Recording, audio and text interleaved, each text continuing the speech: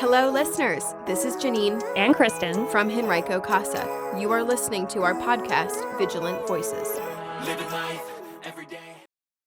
Hello, listeners. We hope you are well. And as always, we appreciate you joining Kristen and I for today's conversation. Yes, welcome, everyone. We're grateful that you, like us, want to know more about the challenges facing children and families so that no child experiences abuse, neglect, or trauma. And sometimes we talk about complex topics or new trends that we are seeing in our work as court-appointed special advocates. Right. But today we're going to go back to the basics a little bit. Yep. We're talking about something that is absolutely foundational to a child's well-being, and we're going to really dive into stability. Right. And when we say stability, we're not just talking about one thing.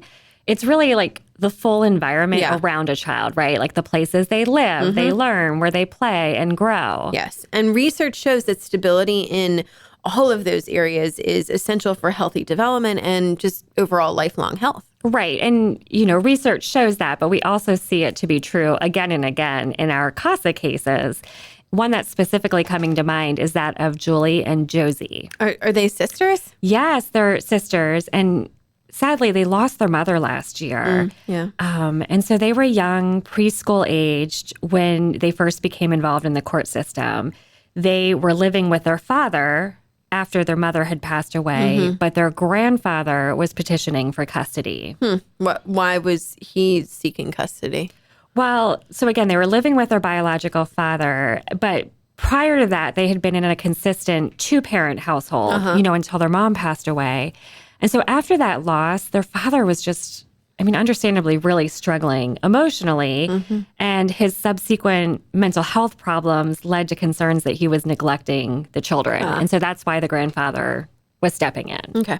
And so knowing that we're really focusing on stability today, I'm seeing a lot of maybe some instability already in this story. Yes, they lost a parent, right, which is the first thing. But then they were just living with ongoing instability. Their dad had unstable employment, unstable housing, and unpredictable moods. There was very little they could consistently count on, even in terms of their basic needs being met, like counting on a consistent meal. Right. And, moving in with their grandfather, while a positive step towards safety and stability, it just, at the time, to them, felt like another challenge. Well, and that's very overwhelming for two young children. Yeah. Right. And I know we'll wrap back around and you'll tell us more at the end of the episode. But so this is actually making me think of an image that has become just a helpful way for me to think about stability. And that really is depicted in a web of sorts. And it would include things like stable housing and consistent relationships and reliable access to food, predictable routines, and just overall safe communities, right? Yeah, well, you haven't even explained this yet, but the web concept is already making sense to me because these things are all like interconnected. Right. And, if one part of that web breaks, like let's say a job loss, it bends and stretches the entire web, which then can potentially cause other disruptions. And that could be, let's say, with housing instability or food insecurity or, relationship struggles. Right, which are all things that affect a child's well-being, right. Externally, like the environment they're living in, but also internally when we talk about, the development of their bodies and their brains and their health, their little bodies, which again are developing at this stage, respond to instability as like a threat. Yeah. And when a child's environment feels unpredictable, their stress response system gets activated. And, while short bursts of stress are normal and in some ways healthy, ongoing instability can lead to what we call chronic or even toxic stress. Yeah. And listener, short kind of quote acceptable stress might be things like moving or preparing for an exam, getting ready for a big sports game. Those situations are stressful, right? But in the context of a healthy home and healthy upbringing, they're like a normal or expected level of stress. Yeah. And it really is considered healthy or a motivating type of stress. Right. But chronic stress, on the other hand, and sometimes we say toxic stress, it has real biological impacts. Like it can affect a child's brain development, their learning, their behavior, and even their long-term health. Right. And so, in thinking about our sisters that we're talking about and the other hundreds of children we serve each year at Henrico Casa, the stress of instability shows up in a lot of different ways. Yeah. And some of the most common things we see are children having difficulty focusing in school. Right. Because how can you focus, absorb, and learn when your brain is like totally sidetracked by this toxic stress? Oh, exactly. We also see increased anxiety or fear, withdrawal from friends or family activities, sometimes just acting out or sort of actively pursuing risky behaviors. Yeah. And I feel like we also see kids having trouble forming relationships, whether that be with like peers, friends, or with adults. Yeah. And, one of the reasons why they struggle is it's called hypervigilance. And kids in unstable environments may always feel like they're on alert because something's going to happen. Yeah, like something bad is going to happen or could happen at any moment. Right. And that hypervigilance really blocks them from focusing on anything else because they're in this like fight or flight type of Right. Even when they're in what we would consider to be a safe place, like school or in their foster home, their brain is probably still scanning for danger. Right. And it makes us or any adults, who want to help with, children in our lives, it might make us feel a little helpless, right? Because we have worked to ensure that they have safety and stability, but the kids don't necessarily feel safe or stable. Right, which is frustrating because we can't, translate that safety and stability to their feelings. Like there's no way for us to do that. But the hopeful side is that when stability is restored over time, children can recover and thrive. Yeah.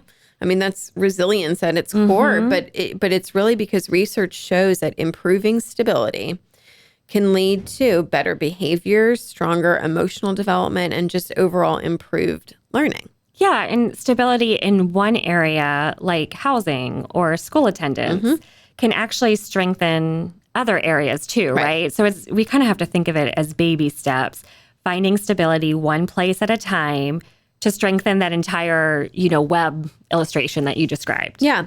And, we've talked a little bit too about the relationship aspect. And this really is important because one of the most powerful stabilizing forces in a child's life is having a consistent, caring adult by their side. Exactly. And that's where CASA comes in. Yep. Our advocates provide something many children haven't had, and that's predictability, right? Consistency. There's someone who just shows up again and again. Well, and since you gave the CASA plug here, I think it might be a good time to circle back around to Julie and Josie's story. Yeah. And so what I didn't share at the start of the episode is that Julie and Josie have both been diagnosed with autism. Okay. So, that's another big challenge, for any caregiver. And, my experience is that stability is even more important, for our kids with disabilities and our certainly children with autism, because predictability is crucial to reduce anxiety and help manage, especially for children with autism, that sensory overload. Right. And luckily, the CASA advocate assigned to these sweet girls knows this. He's helping their grandfather connect with appropriate resources to not only meet all of the girls' needs, but to also kind of create predictable routines in their home. And so far, it feels like they're on the right track. That's really good. Now, are the girls, do they talk? Are they able to talk? No, they are not verbal. Okay. But based on their behavior, they seem to be feeling more calm than they were when they were living with their father.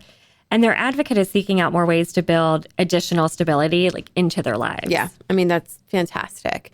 And, listener, we want you to know that any consistent caring adult can bring stability to a child's life. Right. So, whether or not you're volunteering as a CASA advocate or thinking about it, there are still ways that you can bring stability and safety to a child's life. Yes. And we're going to kind of get into the how of that in our next episode. Right. But in the meantime, we want you to just remember that children don't just need safety, they need to feel safe, which comes through long-term predictability. Right.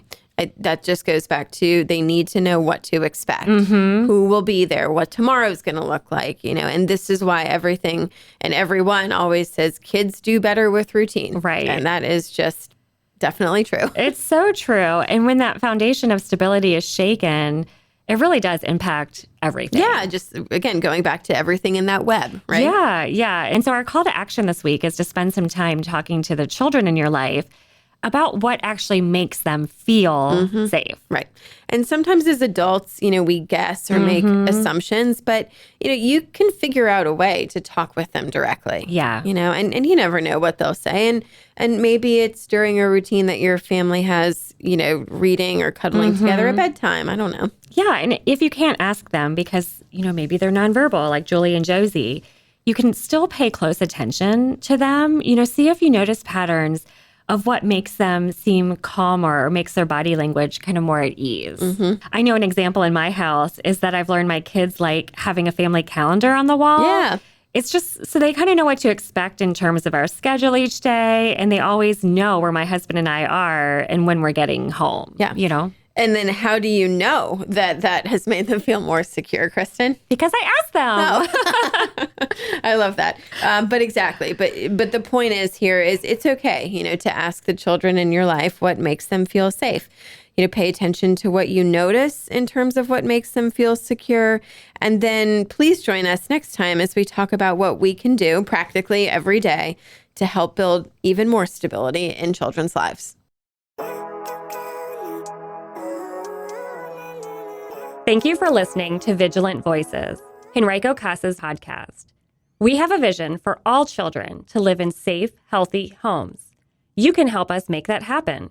Tell a friend about our podcast and find us on social media. I believe in the better days.